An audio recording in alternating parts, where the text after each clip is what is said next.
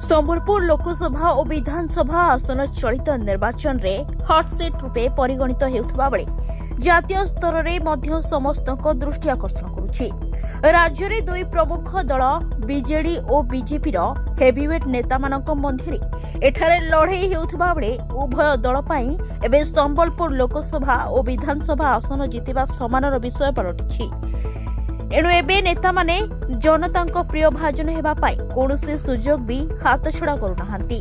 किंतु विश्वर सबुठारु बड़ गणतंत्र रे नेता माने परस्पर विरोधी हेले मध्य परस्पर को सम्मान देइथांती, जहार ज्वलंत उदाहरण संबलपुर ठारे देखिबाकु मिलिछि।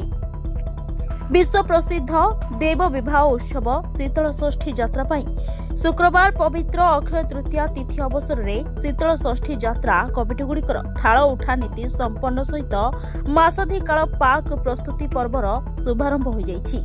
एही क्रम रे शिव और पार्वती आशीर्वाद प्राप्त और जनता प्रिय भाजन हेबा पाई बीजेपी लोकसभा प्रार्थी धर्मेन्द्र प्रधान और बीजेडी प्रार्थी प्रणव प्रकाश दास, बीजेपी संबलपुर विधानसभा आसन प्रार्थी जयनारायण मिश्र और बीजेडी इंजीनियर रोहित पुजारी पहुंचते।